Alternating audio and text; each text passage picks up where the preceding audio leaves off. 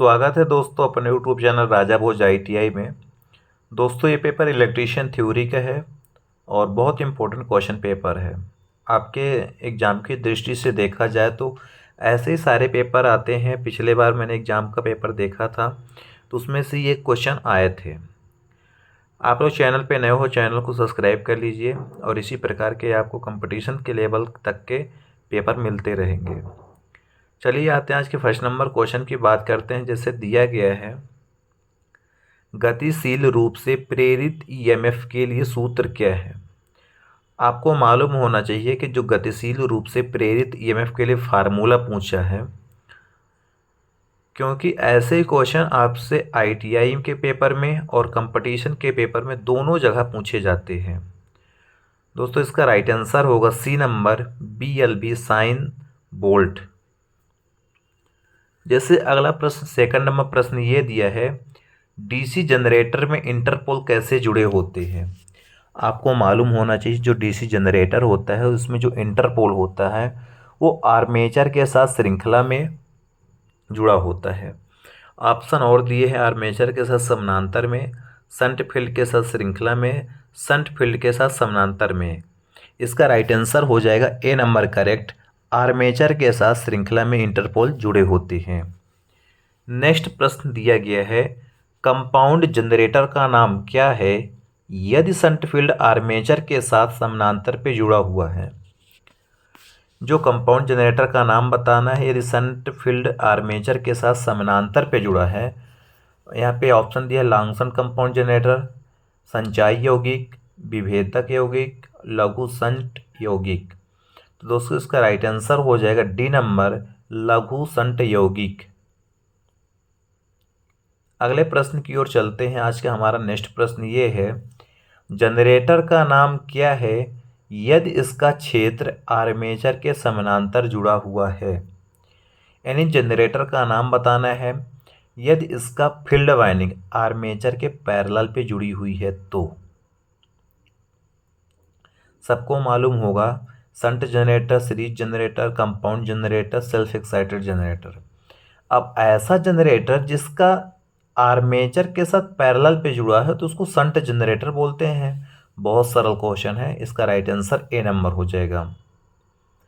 अगला प्रश्न दिया है, जनरेटर में ब्रश बनाने के लिए किस सामग्री का उपयोग किया जाता है। सबको मालूम होगा जो जनरेटर हो तो उसमें कार्बन ब्रश का उपयोग किया जाता है। उसमें जो कार्बन ब्रश होते हैं वो कार्बन और ग्रेफाइट के ही मटेरियल के बनाए जाते हैं।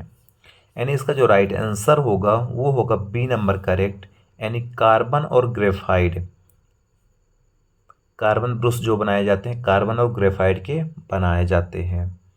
नेक्स्ट प्रश्न ये है, एक जनरेटर में योक और ध्रुव के मध्य से चुंबकीय सर्किट कैसे पूरा होता है। योक होती है बॉडी, ध्रुव होता है पोल। उसके दोनों के बीच में जो चुंबकीय सर्किट होती है, चुंबकीय सर्किट कैसे कंप्लीट होती है।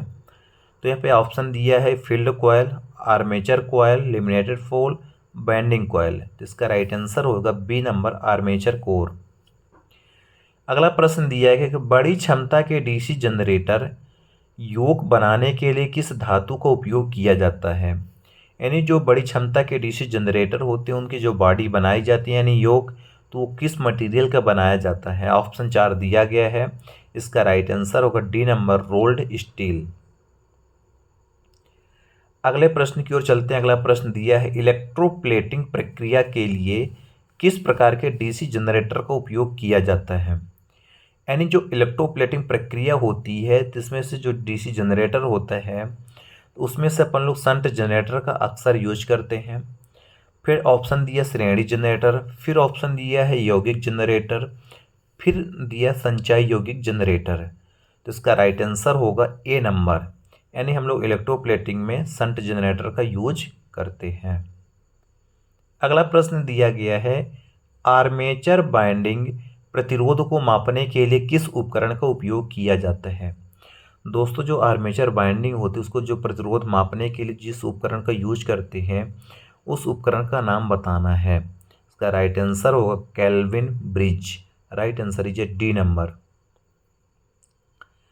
नेक्स्ट प्रश्न की ओर चलते हैं। आज का हमारा अगला प्रश्न दिया गया है, यदि कॉइल पिच पोल पिच से कम है तो बाइंडिंग का नाम क्या है।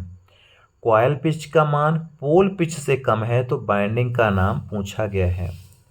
ऑप्शन दिया गया पूर्ण पिच कुंडलन, ऑप्शन बी दिया अर्ध पिच कुंडलन, ऑप्शन सी दिया लंबी कॉर्डेड बाइंडिंग, ऑप्शन डी दिया short corded binding.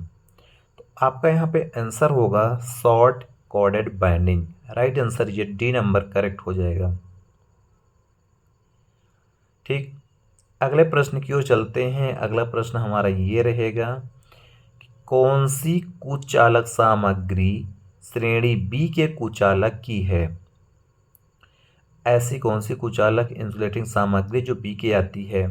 Option A है कपास, ऑप्शन बी है बांस, ऑप्शन सी है फाइबर ग्लास, ऑप्शन डी है चमड़े का कागज। चार ऑप्शन आपके सामने है। फाइबर जो वो ग्लास होती है श्रेणी बी के कुचालक के बीच आती है। Right answer is C number होगा। अगला प्रश्न दिया गया कि डीसी स्टार्टर के प्रतिरोध को शुरू करने के लिए किस सामग्री का उपयोग किया जाता है। दोस्तों जो डीसी स्टार्टर होता है इसका जो प्रतिरोध होता है चालू करने के लिए जिस सामग्री का उपयोग करते हैं उस सामग्री का नाम पूछा गया है। तो यहाँ पे इसका जो राइट आंसर होगा ए नंबर होगा eureka. Correct answer is a number हो जाएगा। अगला प्रश्न जैसे दिया गया कि आर्मेचर बाइंडिंग का परीक्षण करने के लिए किस प्रकार के उपकरण का उपयोग किया जाता है। दोस्तों जो आर्मेचर बाइंडिंग होती है तो आर्मेचर बाइंडिंग के लिए जिस हम उपकरण का यूज करते हैं उस उपकरण का नाम है ग्राउलर। ठीक, क्या होता है आर्मेचर की टेस्टिंग की जाती है और आर्मेचर की टेस्टिंग करने के लिए हम लोग अक्सर ग्राउलर का ही यूज करते हैं। Right answer is B number होगा। अगला प्रश्न दिया गया बाइंडिंग में टेप का उद्देश्य।